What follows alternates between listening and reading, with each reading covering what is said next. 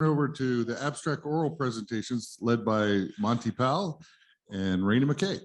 Wonderful. So this is really super exciting to have this inaugural event of the abstracts getting presented at this year's meeting.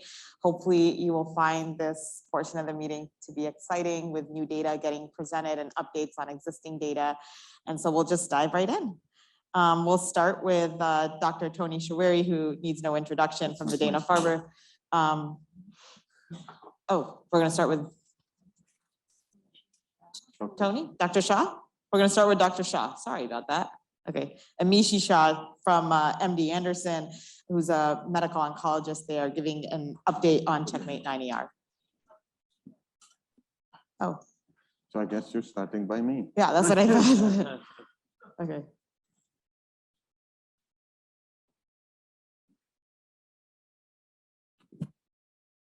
Pleasure. Thank you, Monty. Thank you, Rana. Pleasure to have, you sharing this session as my two mentees and the one that gonna hold the baton to the next level and in the field. So I did want to present here a result from the CLEAR study. The CLEAR study, you've seen some of it presented in the past session. This is a randomized phase 3 trial that established a combination of lenvatinib and pembrolizumab as a standard in metastatic renal cell cancer. And this will be the first overall survival update. Okay, so these are my disclosure. Everything that the patient doesn't get billed for and is not clinical care, I believe should be disclosed, and therefore my disclosures.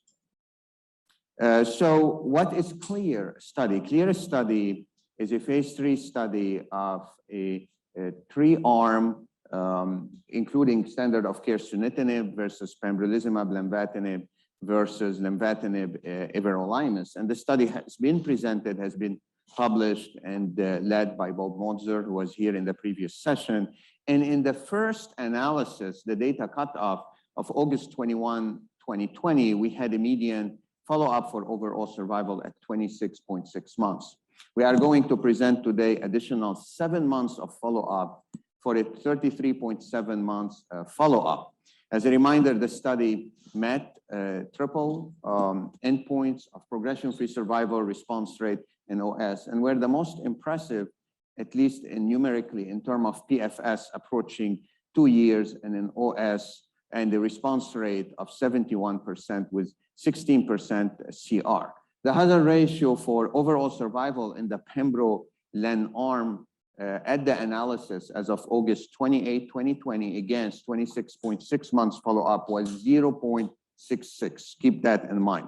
This is the study design. This is a first-line metastatic clear cell RCC patient with a typical stratification factor here, the geographic region, as well the MSKCC risk factors. Patient were randomized to, at that time, standard sunitinib versus len pembrolizumab with len dose lenvatinib at 20 milligram, and a third arm, thinking at that time that hopefully we should have a non-IO first-line combination of lenvatinib and everolimus. We all know now what happened to that arm, despite the lenvatinib everolimus arm showed a progression-free survival and a response rate benefit over sunitinib. The hazard ratio of survival was over 1, and this combo is not approved first line. The primary endpoint was progression-free survival by RECIST. And overall, just this to show you again the follow-up analysis here that is 7 months more. So in terms of baseline characteristic, there is no difference, and I'm going to focus on the len pembro versus sunitinib in the baseline characteristic between both arms. In terms of MSKCC and IMDC risk group, 27 to 31% overall favorable risk. This is important because, as we know, one of the most important factor, in my opinion, the difference in outcome, clinical outcome between the VEGF-IO combination is how many favorable versus other risk criteria the trial enrolled. And this is in line with pembro-axi. Less patient with favorable risk in CheckMate 9ER cabozantinib, nivolumab, and you're going to hear from Dr. Shah, MD Anderson, some updates from that study. So again, this is the patient disposition, and at that time, at this new cutoff that has 7 more months, overall, 32% of patients are still receiving treatment on pembro and around 13% on sunitinib, but there are certainly more patients in active follow-up. And this is the main presented for the first time at KCRS21, the main result of the study. This is the overall survival at 33 months, 33.7 months follow-up. The median overall survival, both in the sunitinib arm and the pembro arm, was not reached. It could not be estimated. We have not reached a median. The hazard ratio for overall survival is 0.72. How's this overall survival across risk group, both MSKCC and IMDC risk group? We're seeing somewhat the same pattern we've seen with other VEGF IO combination. The hazard ratio, if you look at the MSKCC risk group for favor risk 1, goes to 0.7 in the intermediate, and that's the bulk where the patient are, and 2.5, and same in the poor risk, and somewhat the same pattern in the IMDC risk group. OS continues. We conclude to favor pembro in at least the intermediate and poor risk group. Now, we discussed how favor risk remains a conundrum overall, and definitely is due to the low number of events and wide confidence interval. The interpretation remains hard. So in terms of conclusion, we conclude that the OS benefit observed with pembro versus sunitinib in the CLEAR study with additional 7 months of follow-up. An OS benefit continues to be observed with additional follow-up in the intermediate and poor risk. And the interpretation of OS remains challenging, no doubt, in the favorable risk, whether defined by the MSKCC or the IMDC criteria, mostly limited by the low number of events. We believe, along with the previously observed efficacy benefit of pembro and this new, more prolonged follow-up for OS, further supports this combination as a first-line treatment for patients with advanced RCC. And these are the acknowledgements, always starting first and foremost with the patient and their families. Thank you. Great. Thank you for that. Do you have some time for questions? Online, maybe virtual.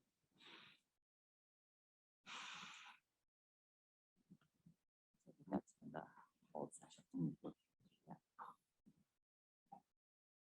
I've got a question for you. So with in the context of patients having locally advanced unresectable disease, you've got a large T4 tumor, you can't necessarily resect them right away, it's invading into the psoas. Maybe they've got some rhabdoid differentiation or other sort of, adverse histology. What's your best choice right there in light of the len-pem data with the lowest PD, the highest response, where you think like you're working to try to get somebody to actually have a resection?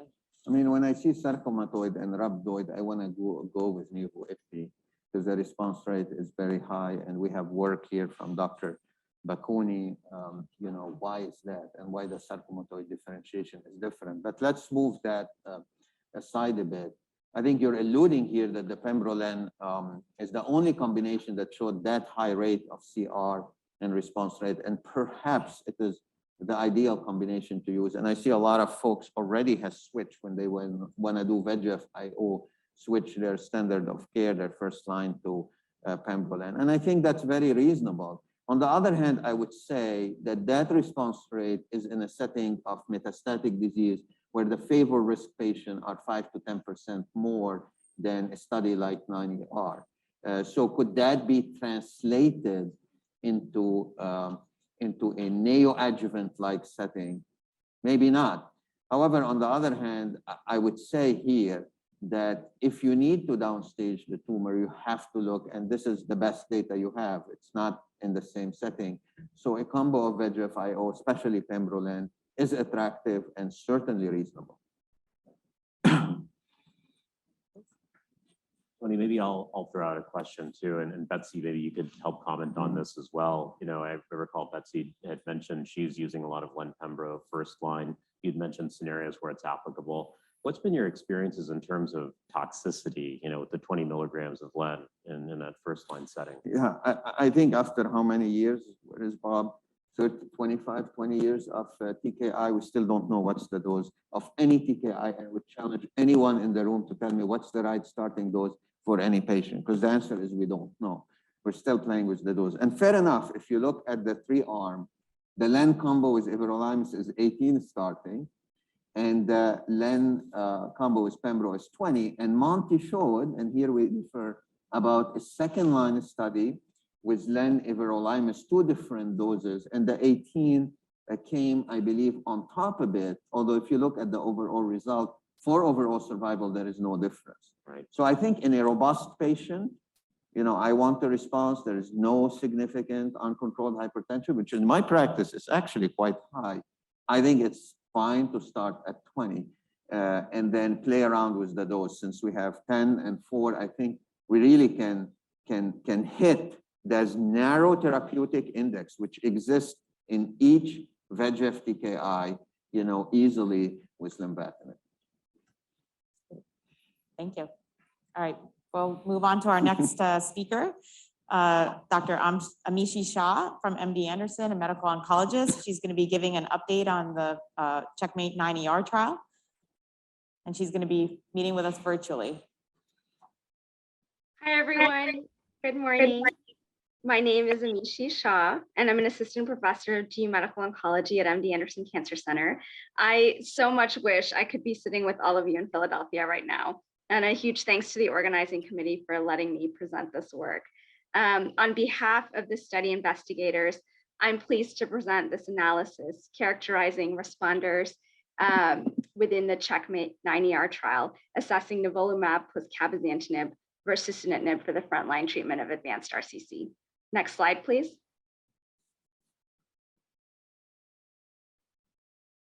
These are my relevant disclosures. Next slide, please.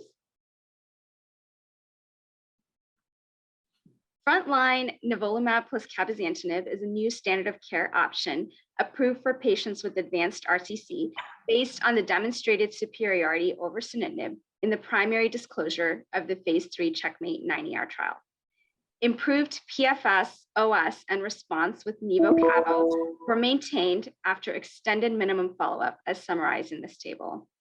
Median follow-up for overall survival in the ITT population in this analysis was 23.5 months. And overall survival, as all of you already know, favored nivo-cabo over sunitinib with a hazard ratio of 0.66. Here today, we present a post hoc analysis of outcomes in responders, those patients with a confirmed best overall response of CR or PR, to better characterize patients who responded to nivo-cabo versus sunitinib. Next slide, please. The overall trial design and details of the current analysis are outlined here in this schema. And this trial design mirrors that of the other recent major phase 3 trials in advanced RCC. The primary endpoint of this trial was PFS in the ITT population, and responses were assessed per blinded independent central review using RECIST version 1.1. Next slide, please. Objective response rates, together with both CR and PR rates, remained notably higher with nivo-cabo versus sunitinib with extended follow-up. The focus of today's abstract, the responders, are highlighted in green. Next slide, please.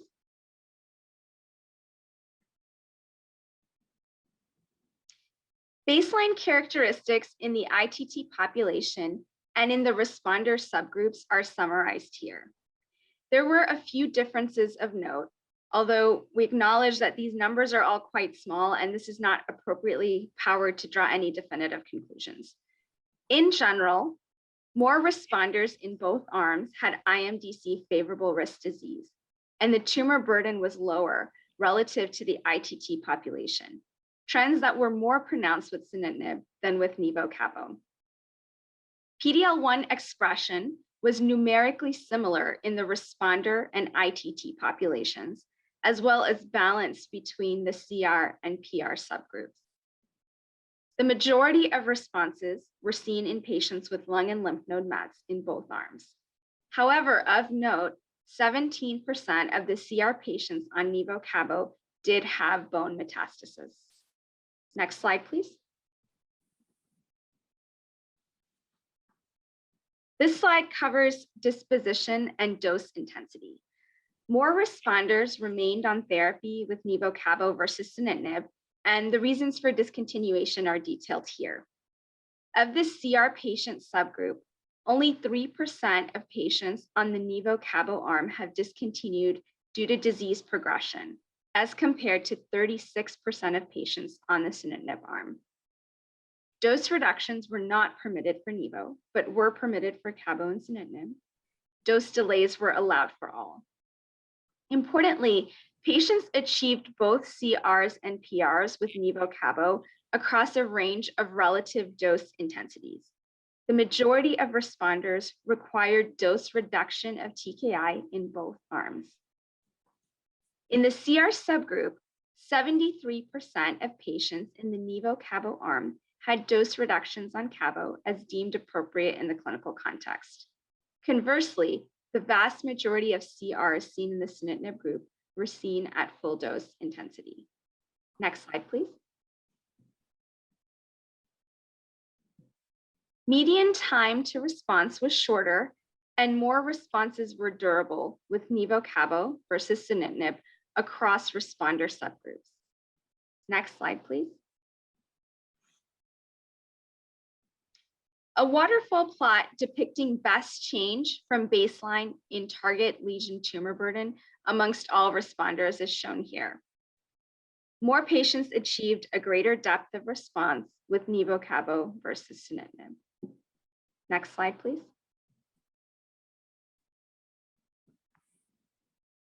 A lower percentage of responders required any subsequent therapy with nivo-cabo versus sunitinib, and this trend was even more pronounced amongst patients with CR.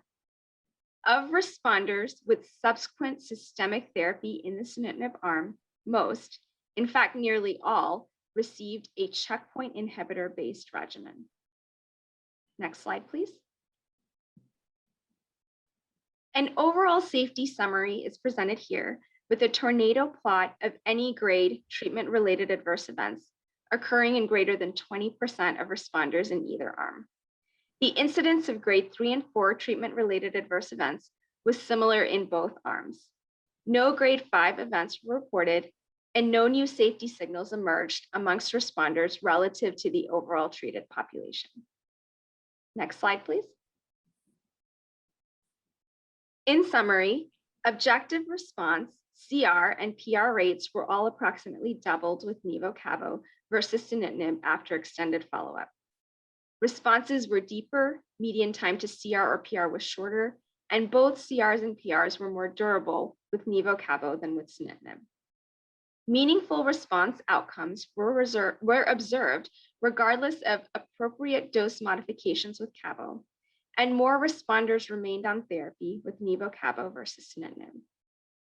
A lower percentage of responders required subsequent systemic therapy with nivo-cabo versus sunitinib, and this trend was more pronounced amongst patients with CR.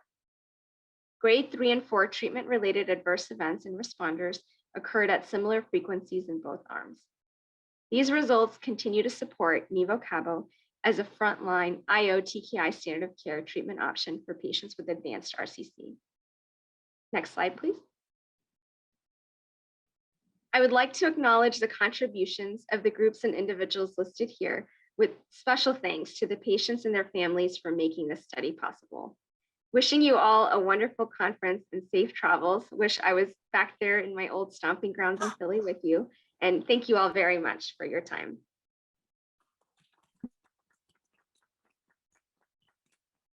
Thank you so much, Amishi. That was excellent, giving that updated data. Any questions from the audience?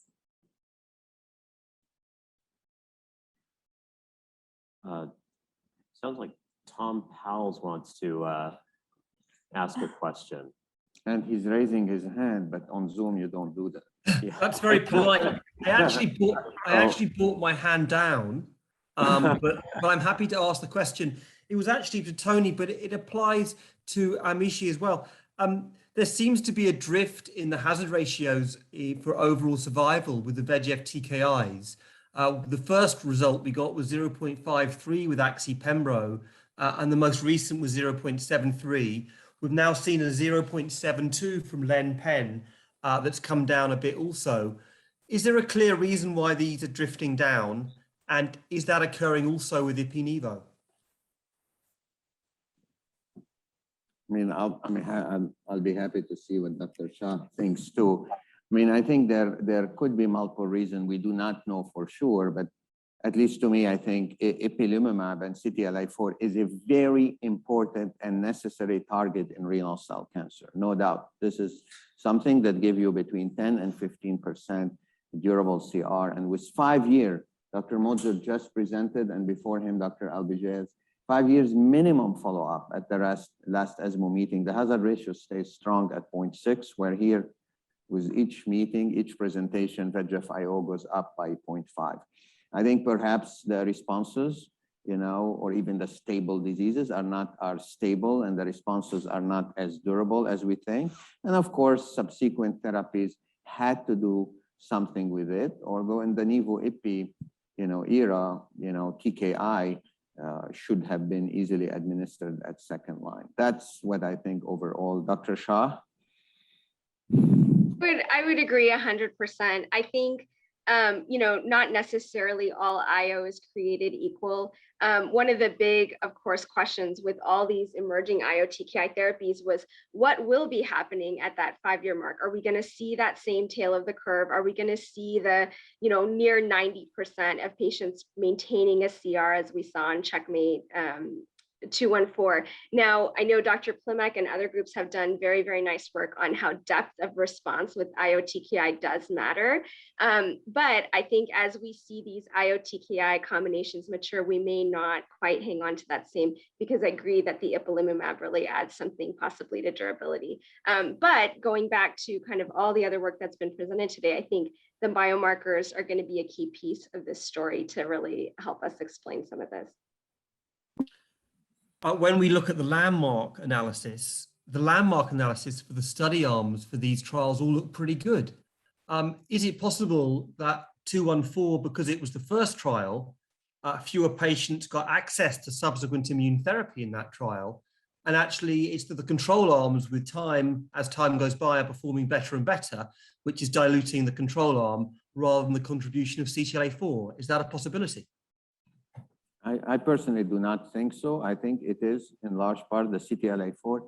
If you look at the second line CheckMate 025 Tom nivolumab, and you follow at 2, 3, 4, 5 years follow up, the nivolumab curves goes down almost to 0. PD-1 alone in an unselected population may not have the durability we think. While here with CTLA-4 and PD-1, and you do have a tail after 2 years, 18 months, 2 years of 35%.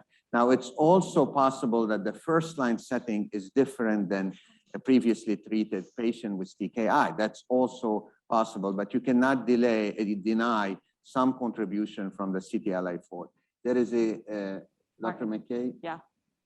Martin, do you want to? Dr. Voss has a question. Yeah, so I have a question as we sort of think through how these data sets mature and how these hazard ratios for the different TKI IO combinations change over time. An important distinction between the two data sets that you described is that for one, the pembrolizumab stops at 2 years, and for the other one, the nivolumab stays open-ended. So I wonder how can we look at that, with more time and more re-review of this data? Do we think there's an opportunity for us to understand the significance of stopping the PD-1 inhibitor at 2 years? Is that the right move? Is it not? Yeah, we're working on that. I mean, this is something to be extremely careful about, because there's a trial in lung cancer you're familiar with. I don't know, I think it's sponsored by BMS, where folks, stopped versus continued nivolumab, and there was a difference in overall survival, less overall survival in folks that stayed a year and stopped after. Now, with pedigree, I know Dr. Zhang is around. With pedigree, we're trying to test in those 10% of patients that experience CR to stop after a year. I don't think this is a big deal, Martin, because after 2 years, the majority of patients, either they have durable, deep response or progress. So this may affect only a small population that may not carry the total result of patient, overall. That's my view. I don't know if Dr. Zhang want to add anything, because we're trying to promote, very important study pedigree, and we are half accrued, by the way. We are at almost 500 out of 1,000 patients. It's an alliance-led study by Dr. Zhang, and we definitely need to support it, all of us. Well, in the interest of time, to keep things moving along, we're gonna dive right into the next presentation, which will be Dr. Tom Powles presenting data from Keynote 564. Tom? Thank you very much indeed.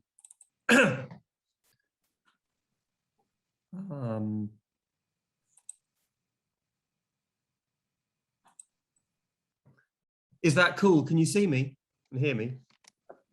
You're good. Go ahead. Thank you very much.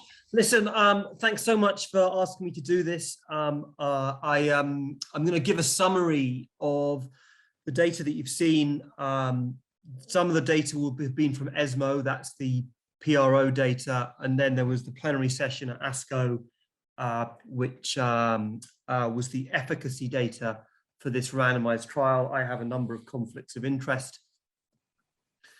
I don't need to tell the kidney cancer group here that kidney cancer is important, so I'm going to skip that point if I may.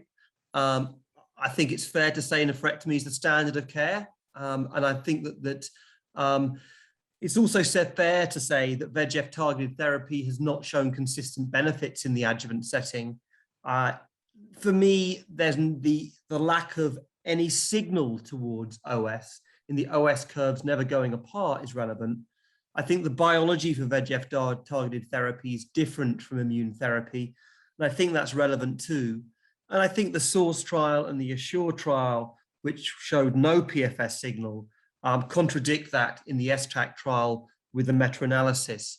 So I think it's fair to say that this is not a standard of care for our patients, despite FDA approval.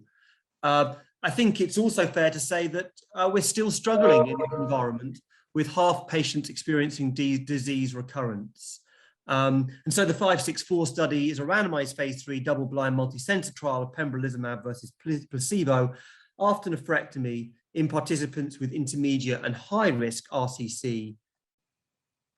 The population has been described previously, and I won't go into great detail, but there were some T2 tumors, particularly with sarcomatoid disease, mainly grade 3. There was also this M1 NED subgroup, so those individuals who had a metastatectomy after nephrectomy. Those patients were potentially eligible, although they only made up 6% of this population.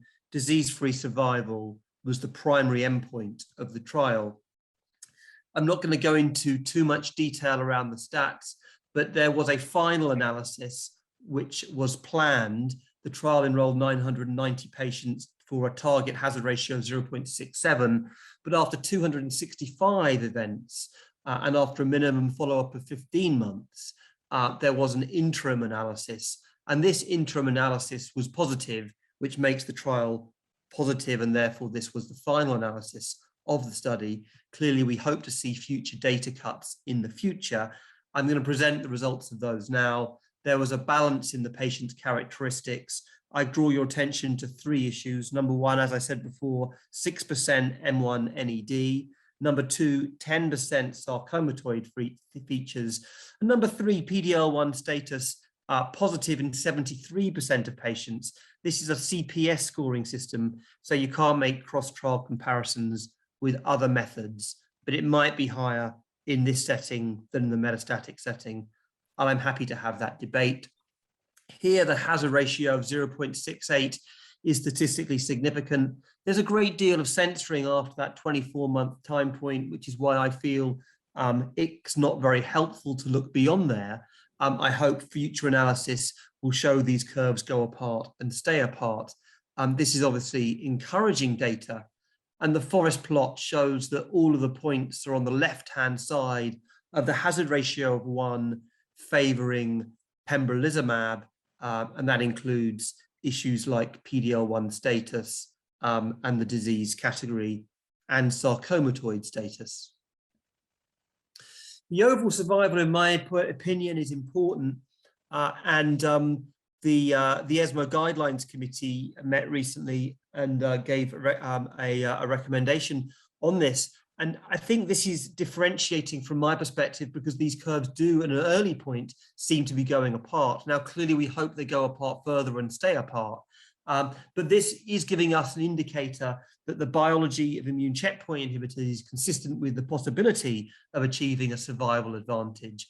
And of course, we all hope this trend continues and gets more acute with time.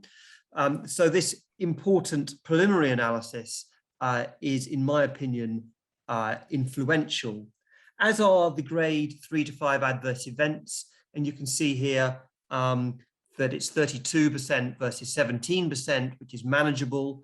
Discontinuation rate of 20%.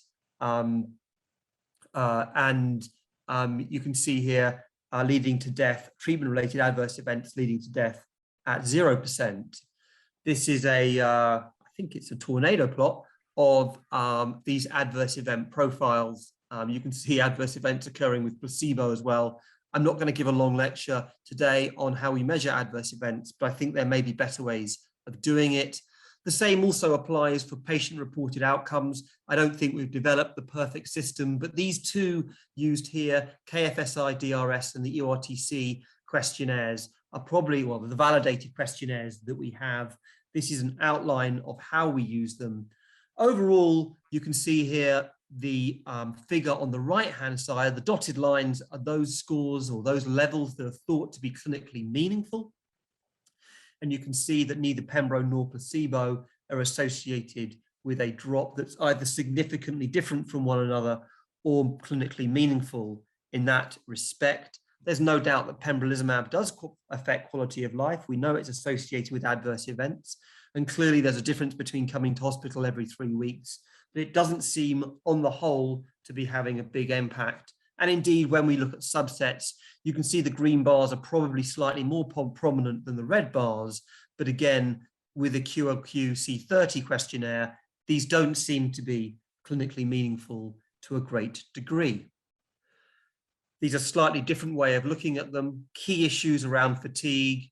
Obviously, things like pain in this setting are going to be less relevant, as will be financial difficulties. We wouldn't expect appetite loss to be significant. That highlights some of the shortcomings of some of these questionnaires. And I think there is scope to improve these questionnaires in the future. It's certainly something that I would like to be involved with. In summary, it's reasonable to say that pembrolizumab demonstrates a statistically significant and clinically meaningful improvement in DFS versus placebo in this high and intermediate risk population post-surgery. I think the OS data with fewer events is really encouraging and not statistically significant because it wasn't pre-specified with that much alpha spend at this point. But if this trend continues, it's going to be really important. As Bob said in the previous talk, I think OS is really important in the end for these therapies. Safety in line with expectations, no clinically meaningful change in the PRO data, which is relevant. That doesn't mean it doesn't have an effect on quality of life, but not clinically meaningful in the tests that we've used here. And therefore, Keynote 564 is the first positive randomized phase 3 study with immune therapy in the adjuvant RCC setting, and the results support its use in this patient population. I'd like to thank the participants and their families. This is a big team effort, many people. Thanks for your attention. Time just keeping us moving along. We've got one question, Dr. Atkins. Yeah. Yeah, Tom, do you think that the pembro is just delaying recurrence, or is it actually preventing recurrence in a subset of patients? And I'll throw in a second question. Do we have any data on histology, such as sarcomatoid or Furman grade, that might predict for a patient population that might be more responsive to immunotherapy in the adjuvant setting? Yeah, Mike, so thank you. I mean, the first question is important. I think from a PFS perspective, it did seem to benefit across broad subgroups, and it wasn't just the M1 NED population. Clearly, the M1 NED population, if it, for example, is lung mets or removal of lymph node metastasis, that population with more advanced disease, you would expect to relapse. So I think that there is evidence that it is delaying disease-free survival. The long-term durability of this data needs to be explored, and it was an interim analysis. And I think you're absolutely right to ask the question. The ESMO Guidelines Committee met and addressed this issue. And while it's happy to give a 1C recommendation at this point, I think at the same time, a number of caveats were put in that, one of which was a significant survival advantage would be needed in the future. The reality is when we see patients in front of us today, they don't have the opportunity to retrospectively look back on this data in 2 or 3 years' time and make a decision on whether they should have adjuvant therapy. And as things currently stand, I think it's probably more attractive to have that therapy for many of these high-risk patients than not. Now, as the data changes, if it does change in the future, one way or the other, those recommendations could change. Another recommendation from the ESMO guidelines group was exactly what you said. We do need to find biomarkers because some patients we know do not need this therapy, and it would be attractive to identify who they are. And again, as with the previous session, that OS data in a few years' time with careful biomarker analysis would be really important. As it currently stands, the subset analysis does not suggest it's only the sarcomatoid subset that are deriving benefit from this. Thank you, Tom. So in the interest of time, we're just going to keep going on with our next speaker, Nasli Deisman, an internal medicine resident at Yale New Haven. We've already heard so much about CVM 588, so tell us more. Thanks, Dr. McKay. Do you hear me well? I think so. Yeah. So I'll be talking about our randomized phase 1b study evaluating nivolumab, ipilimumab with and without CVM 588 in metastatic renal cell carcinoma patients with a specific focus on gut microbiome evolution with treatment. These are my disclosures. Accumulating evidence suggests that gut microbiome may predict outcomes in patients receiving checkpoint inhibitors. CVM 588 is a live bacterial product comprised of Clostridium butyricum, which produces high amounts of short-chain fatty acids in gut lumen and creates a bifidogenic environment. Retrospective data from Japan suggests that CVM 588 can augment the activity of checkpoint inhibitors in non-small cell lung cancer. In this study, we aim to examine whether CVM 588 can modulate the gut microbiome and improve clinical outcomes in patients receiving nivolumab and ipilimumab for metastatic renal cell carcinoma. We enrolled treatment-naive metastatic renal cell carcinoma patients with clear cell or sarcomatoid histology and intermediate or poor risk disease per IMDC criteria. Patients were randomized into either receiving nivolumab and ipilimumab or nivolumab, ipilimumab with CVM 588.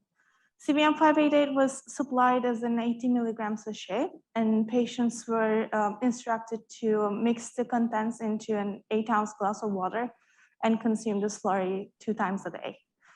Our primary endpoint was to assess the change in Bifidobacterium species from baseline to week 12, and secondary endpoints included change in Shannon diversity index and clinical outcomes such as progression-free survival, response rate, and toxicity. We enrolled a total of 30 patients. 1 patient was excluded from the study after starting the treatment because their tumor genomic profiling suggests that findings pathognomonic for sarcoma, so we needed to exclude him from the study. So we had a total of 29 patients analyzed for this study. The median age of the participants was 66 years, and majority of the patients were male. 45% of the patients had prior nephrectomy, and 34% of the patients had sarcomatoid histology. Most common metastatic sites were lung, lymph node, and bone. and patient characteristics were comparable across the two arms.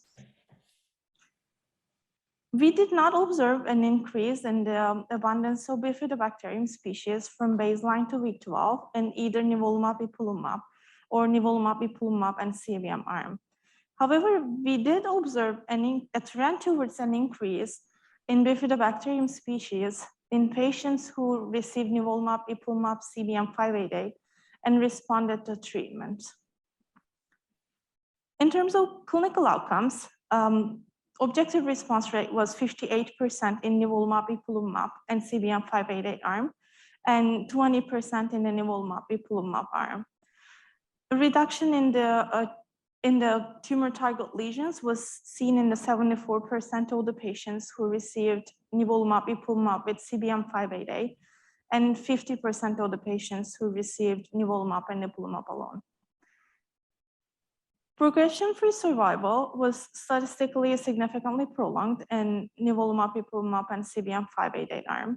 In detail, progression-free survival was 55 weeks in CBM arm versus 10.7 weeks in nivolumab, ipilimumab alone arm. Overall survival was not reached in either arm, as 84% of the population was alive at the time of the data cutoff. We did identify several differentially abundant taxa between baseline and week 12 in patients who received nivolumab, ipilimumab, and CBM588.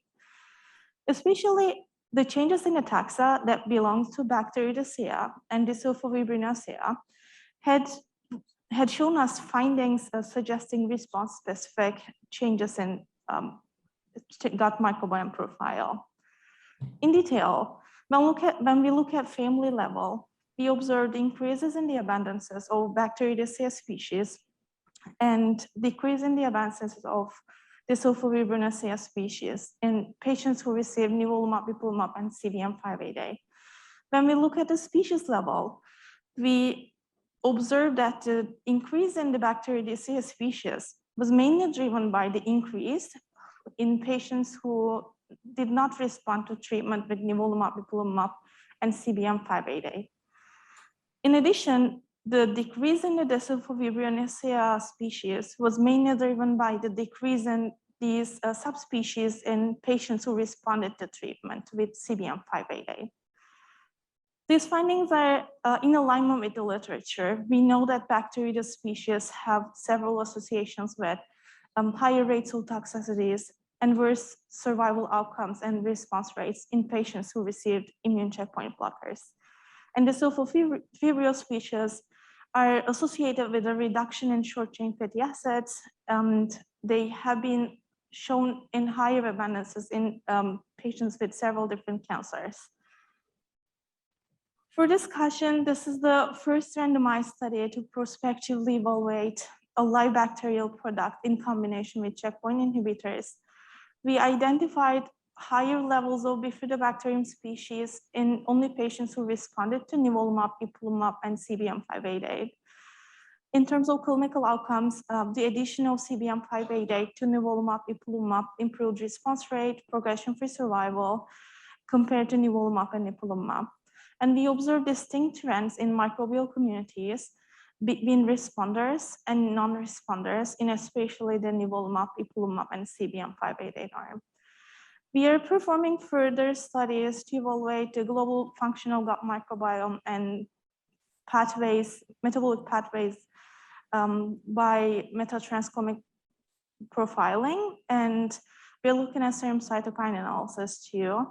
Larger investigations to assess the efficacy of CBM588 in combination with checkpoint inhibitors and its potential to modulate gut microbiome will be required. First and foremost, I'd like to thank our patients and their families for their contribution to our studies, and also for supplying CBM588 and the Gateway Foundation for funding support for this study. Thanks to KCRS team for the opportunity to present our work here, and thank you for your attention. So in the interest of time, we're going to actually roll through the next two speakers. So Zahra Bakuni from the Dana-Farber, currently an internal medicine resident at Brigham and Women's Hospital, will be presenting on translocation renal cell carcinoma.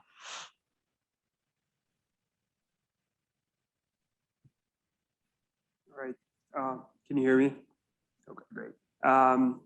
So thank you very much for inviting me to present. It's really a pleasure to be here and to see everyone again after a while. So I'll be presenting about translocation RCC. These are my disclosures, none of which are relevant here. So what is translocation renal cell carcinoma? Well, it's an aggressive form of RCC. It affects 2 to 5% of adults with RCC, and actually much more in pediatric RCC, up to 50% there. It's characterized by a MIT TFE gene fusion involving TFE3, TFE-B, or MITF, where 2 genes fuse together and form an oncogenic protein. The pathology can really mimic both ccRCC and papillary RCC, and that leads to misdiagnoses. As a case in point, these are two tumors that were both including TCGA as clear cell RCC. One of them was actually a clear cell RCC, and the other one that looks almost identical on an H&E slide actually only had a fusion, none of the hallmarks of a clear cell RCC. So how we diagnose these tumors is through molecular diagnoses. I would say the gold standard is break apart FISH, but TFE3 IHC is also something else that's used. There are some distinct characteristics of these tumors. Patients are younger usually, they're in the 40-year range more frequently than compared to other RCCs that are older. There's a female bias as opposed to other forms of RCC where it's more frequently in males. And I would say most importantly, we don't know much about these diseases. And so we don't have any therapies that are targeting the biology of translocation RCC. Everything's just extrapolated from clear cell RCC. We have tried to understand these tumors better. There's some really nice work by Nazar, by Ari, by many people here that have tried to explore the biology of these diseases. One limitation is that these tumors are rare, and therefore getting a large cohort and understanding the genomics of these tumors is really hard, and that limits the sample size. So when we set out to study this tumor, we knew that we couldn't really do it in just accumulating a number of samples from our own center and understanding them. We needed a much bigger cohort, a multi-centered cohort. That's why we basically stole everyone's data. We looked at data sets from published data sets as well as our own data. And this gives you an overview of the data we used.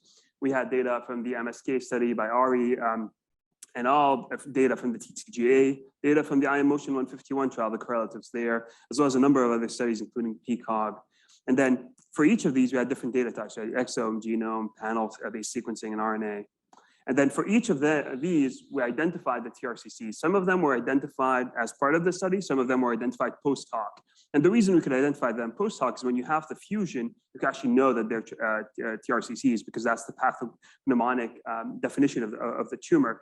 And the fusion was captured by either RNA-seq, you could call the fusion from there, by break-apart FISH, by RT-PCR, or by panel-based sequencing, DNA panel-based sequencing, where it's baited for the fusion. That's how we identified them. And then this is the breakdown of the actual tumor types we had. We had 2,818 RCCs in total. And then you can see the stacked bar plots on the right there that indicate the breakdown. Obviously, TRCC is fairly rare. We had a number of controls, clear cell, papillary, and chromophobe, that we used as controls in our analysis. And then the total number of TRCCs was still not super impressive. It was 90. It's still not on the scale of what we have available for clear cell RCC, but it was larger than what had been possible before in single center studies. And so what did we find? Well, one, we found that TRCCs don't have a lot of mutations. And we kind of knew this already, but if you look at the co-mute, I think it's pretty interesting. The whole right-hand side of the co-mute doesn't have a ton of mutations. You see some mutations on the left, but I think there are some interesting findings in addition to the absence of mutations. The TMB is fairly low again, 082 mutations per megabase is what we picked up based on exome sequencing. And then there are a few recurrent mutations and alterations. There's 9p21.3 deletions. These are 2 copy deletions that you can see here. There's a bunch of DDR mutations. But then I would say also very markedly, there aren't any mutations in the other genes that are mutated in clear cell, papillary, and chromophobe. You can see these listed here. So really those don't occur in TRCC. And how does this look on a forest plot? Well, this is just a forest plot comparing to both clear cell, papillary, and chromophobe. And you can see, although 9p21.3 deletions, by the way, that's the CDKN2A locus, these are deleted in clear cell and papillary RCC. They're actually more frequent in TRCC. That's actually pretty interesting because TRCC has a pretty silent genome. There's not a lot of copy number alterations, not a lot of mutations, but there are these alterations that are really standing out, and up to 20% of TRCCs. So we think that's doing something. And then there are a few of these DDR genes that appear to be recurrent, and a few SWI/SNF mutations as well, that appear to be enriched compared to other forms of RCC, despite the more silent genome. Okay, that's at the DNA level. What next? Well, the fusion, that's what's staring us in the face. It's something that's characteristic of these TRCCs, and wanted to characterize it. Well, this is a circle plot showing where these fusions occur. You can see the TFE3, TFEB, and MITF, which are the three TFE family genes that are listed, in addition to the partner genes here. And one thing that you quickly notice is the partners actually cluster on a few chromosomes. And I don't think we knew that before.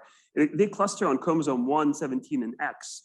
They do cluster, there are a few other partners on a few other chromosomes, but they really seem to be predominantly on these 3 chromosomes. I don't know why that is yet, but I think it's an interesting observation that there's this structural recurrence. Another area of structural recurrence is when we looked where the breakpoints actually are in these fusions. Well, we noticed that they always conserve the C terminus of the fusion. There's this HLH-LZ domain that's at the C terminus end of the TFE protein that's always conserved in these fusions, whereas the activation domain that's a bit more to the N terminus of that is not. And then there's more of the TFE3 protein that seems to be conserved, whereas in TFEB and MITF, it might be a bit shorter.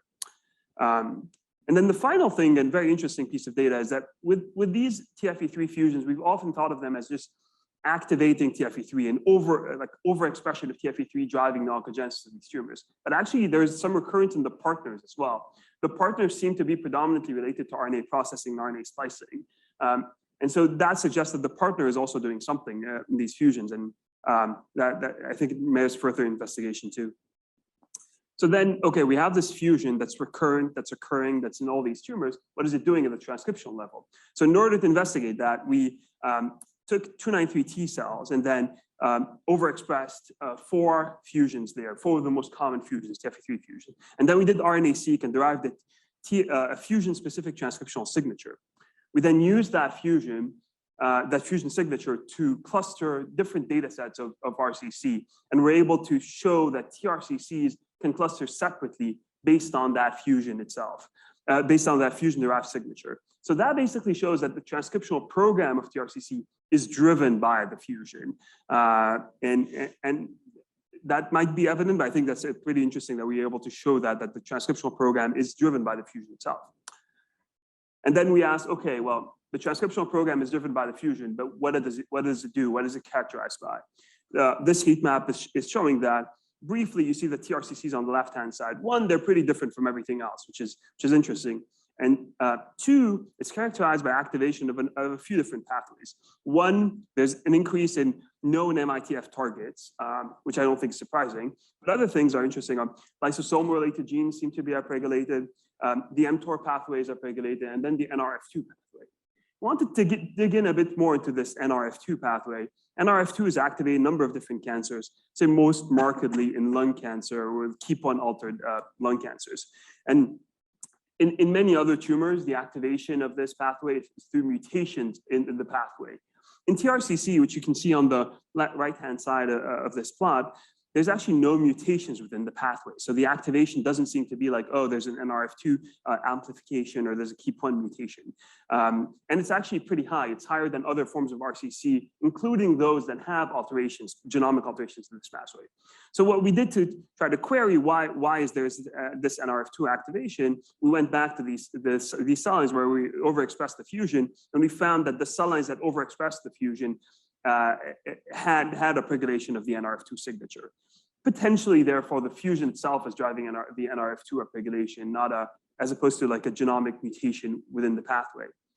And then to be able to show, well, is this really relevant to, NRF2 is really relevant to the pathogenesis of the disease, we knocked down NRF2, the NFE2L2 gene, in 3 different TRCC cell lines, and showed that it was actually dependency in these cell lines. All right, so how is this clinically relevant? Why do we care about NRF2? Well, One, we looked at the cell line database, the CTRP, and showed that NRF2 overexpression in general across tumors correlates with resistance to target therapies, things like axitinib, lenvatinib, temsirolimus, sunitinib. These are all therapies that we use for RCC. And we know that TRCC is resistant to all of these clinically, and this is corroborated by this data. And therefore, we think NRF2 may be playing a role there. But what was interesting is we look back at the iMotion 151 data, and that actually included TRCC tumors that have been surreptitiously included. They obviously didn't know that they were TRCCs when they were randomized, but they basically had an embedded clinical trial there of TRCCs because they were included in that study. We could identify them post-hoc based on the RNA-seq data by calling diffusions. And what you can see on this plot is that although the extended benefit from atezo-bev compared to sunitinib for clear cell RCC was pretty small, there's very little separation of the curves. For TRCC, they're doing poorly on sunitinib, but they're actually doing pretty well on atezo-bev. And this is actually even borne out in CCRCC tumors. This is data from the iMotion 151 again, but including those TRCCs, just looking within the clear cell RCC. The NRF2 signature was also predicted within that subset. So again, poor outcomes on sunitinib, but better outcomes with atezo-bev for high NRF2 tumors. So we think that NRF2 is basically explaining this pattern in TRCC, and it's a bit borne out as well in CCRCC. So these are my conclusions. TRCC, what we found was that TRCC has a pretty silent genome, and despite the silent genome, has a few recurrent alterations. There's structural and functional recurrence in the fusion that I think is important, and we look forward to investigating that further. The transcriptional program is driven probably by the fusion itself and is characterized by mTOR and NRF2 activation. And then immunotherapy seems to be doing pretty well for these tumors.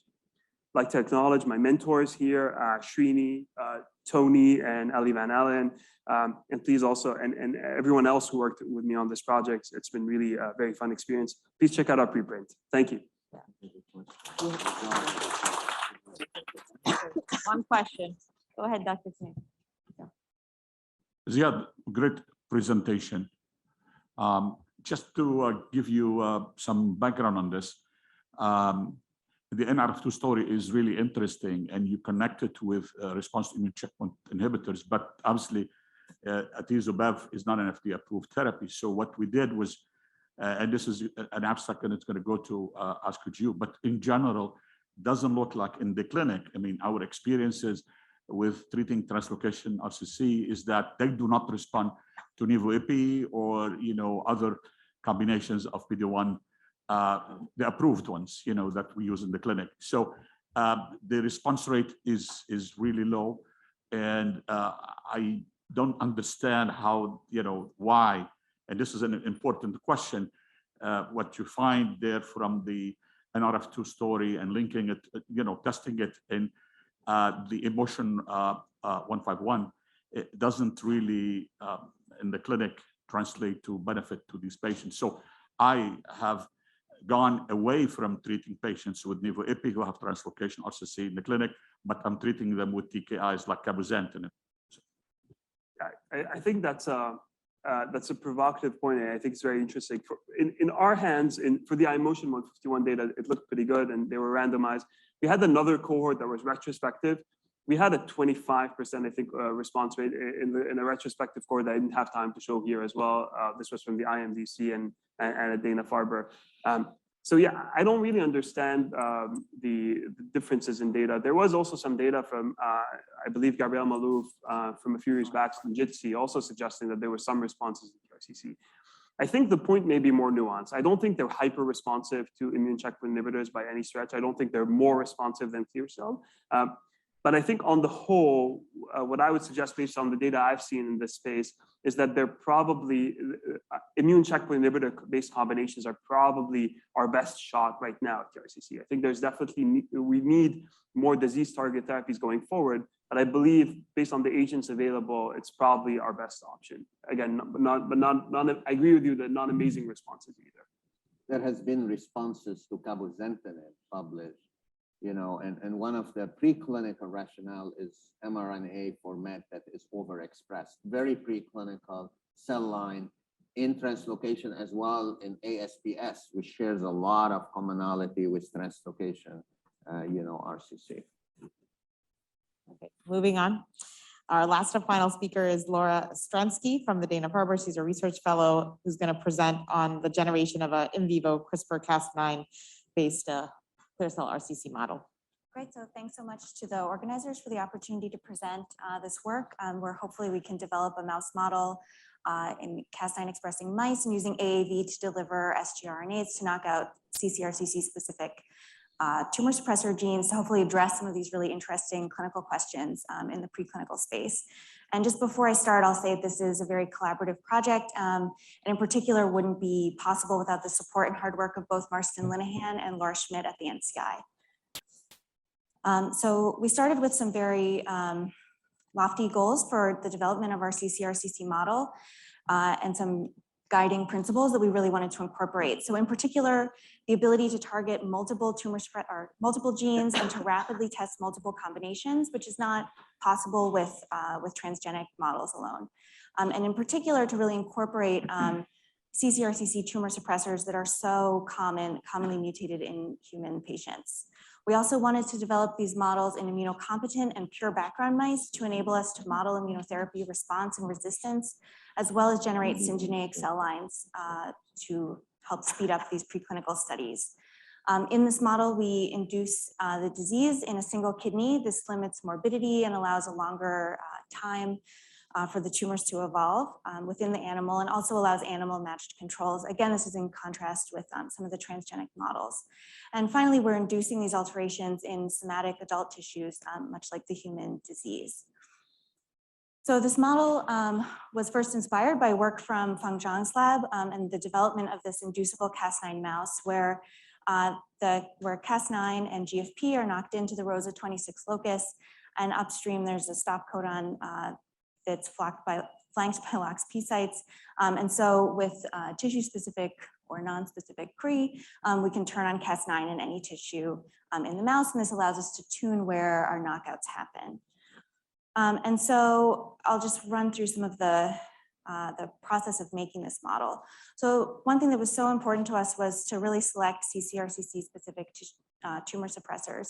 And so we looked towards the TCGA data and wanted to model a few of the most important alterations. So in particular, the mutation, of course, of VHL and 3P loss. And so we've incorporated guides targeting the VHL gene as well as PBRM1, which is the second most frequently mutated gene in CCRCC. mTOR activation occurs in many CCRCC tumors. And so we also incorporated a guide targeting the TSC1 gene to activate the mTOR pathway. We've also knocked out KEAP1. I think we've heard a few stories that have touched on the NRF2 pathway, and Ziad just presented on this. So KEAP1 itself is actually methylated and suppressed in about half of CCRCCs. Additionally, previous work from the McKay lab had shown that that the SQ-STM1 gene, which is on 5q, is one of the major drivers of this 5q amplification that we see very frequently in CCRCC. And the knockout of KEAP1 through NRF2 leads to induction of P62, this SQ-STM1. And so we've incorporated these four genes, guide RNAs into our AAV that we can then deliver to the mice. So then we want to select a kidney-specific CRE, and we have two methods that we've tested to do this. One is to have a virally delivered CRE. We use this small promoter that's called the KSP CRE, that's the CDH16 promoter that fits nicely in the AAV, which has a relatively small packaging capacity. And additionally, we've used transgenic CRE. We've tested PAX8 CRE, which is expressed in all kidney cells. And so we can use either of these methods to introduce CRE and, as I talked about before, induce expression of Cas9. So then I perform a surgery to inject the AAV directly into the parenchyma of the kidney, introducing the sgRNAs and the CRE if it's in the virus as well. And we monitor tumor development. And so indeed, we found that the knockout of VHL, PBRM1, TSC1, and KEAP1 is sufficient to cause renal tumors. We can talk about other combinations, but this is the combination that has always worked. And so our colleagues at the NCI have wonderful MRI capability, and they're able to track very nicely the development and growth of these tumors by MRI, which we see on the left of the screen. I've also included a gross picture. Both of these tumors, the image and the tumor that's excised, not the same tumor, but those are about 6 months after injection of the virus and tumor induction. So we can see we actually can get quite large tumors, have a lot of tissue to work with. Histologically, we see, and this is one of the tumors from the PAX8-driven CRE, we see a mixed histology. There's some quite dedifferentiated cells, although we do see some clear cells which are apparent. And so comparing our two types of CRE that we used, the KSP CRE, there was only about a 33% induction of tumors, although, and we did see these in about 3 months starting to form. However, in the PAX8 CRE, we had a much better penetrance in the model, about 85, just a little less than 85%. And we also see the tumors arise much more quickly, a little bit more than 2 months after the injection. And so the studies that I'll show you are all in the PAX8 CRE model, and that's where we've focused most of our efforts. And so, of course, we wanted to confirm in these tumors that VHL, PBRM1, TSC1, and KEAP1 are knocked out. Just a few examples here. We can see that VHL is deleted here by induction of CA9 staining, which is a HIF target gene.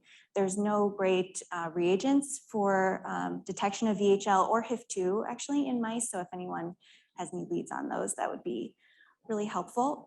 We also can use sequencing to verify the gene editing. Here's a panel of 80 tumors where Laura Schmidt at the NCI performed next generation sequencing to assess the % of gene editing. And we see that the majority of these tumors are significantly edited for VHL.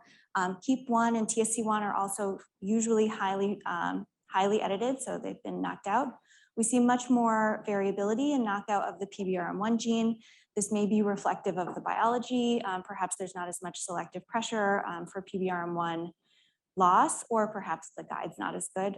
We're looking, future experiments will address the necessity of each of these genes in the knockout. And so next we wanted to test if we could use this model as a preclinical model to test drugs.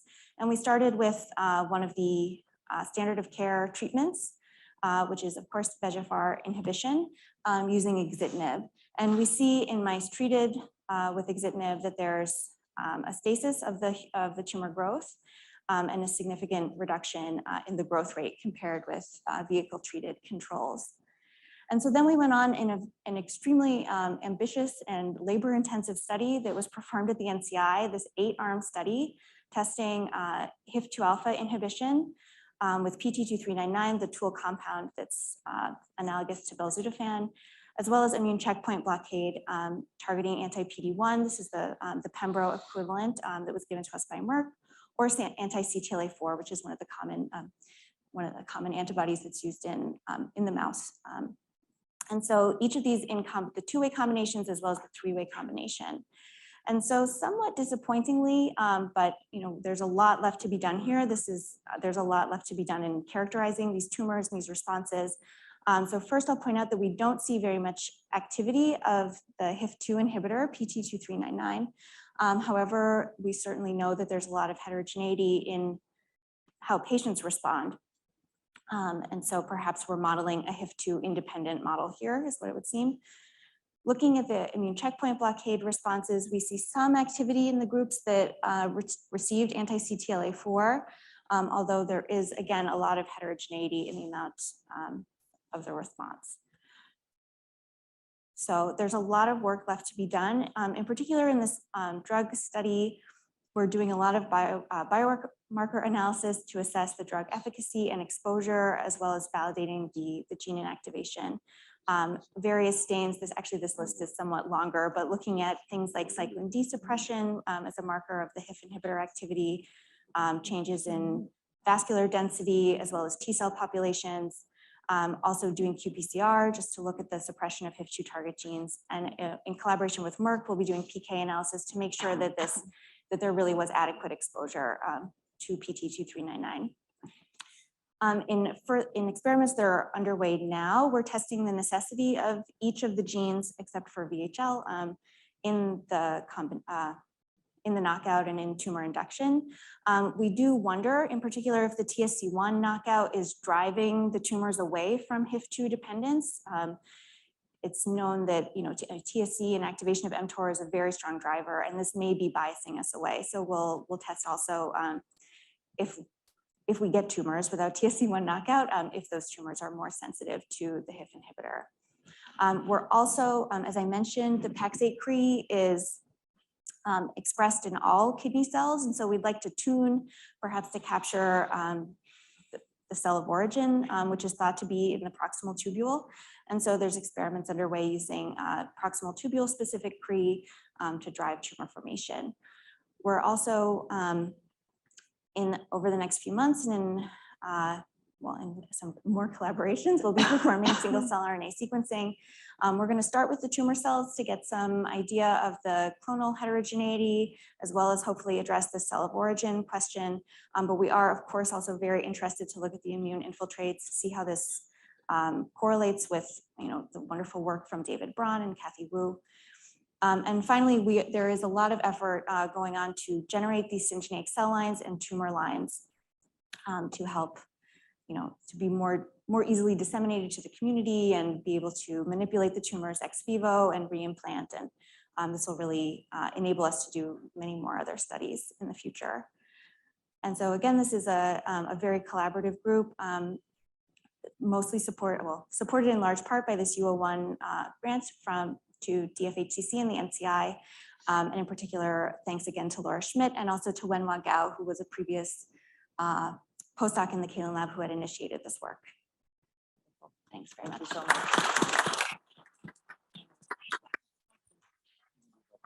Dr. Atkins? Yeah, that was great presentation, Lauren. Great work. Have you tested the TOR inhibitor in your model to see No, we whether or not haven't. the TSC is dominant? Yeah, so we've discussed doing that. Dr. Kalin suggested that maybe since we have the TSC knockout, we'd already be kind of biasing ourselves towards mTOR dependence. And especially since everolimus has kind of moved down the line of therapy in patients, we feel maybe it's a little less important to understand the response there, but we certainly could test it. Martin. Very quick question. What's the metastatic potential of your model? Yeah, so we don't see metastases now.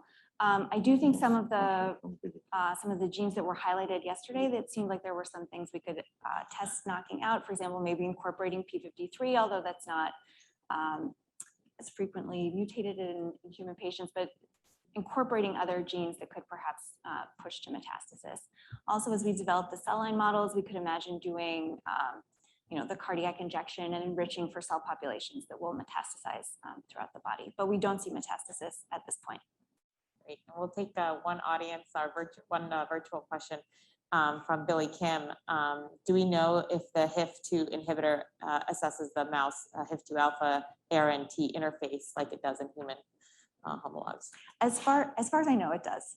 We should be getting good target engagement, and but we could certainly use some of the techniques that were used for example, by Jim Brugeralis's group to look at, to really validate that the dimer is being broken and that the target is really engaged.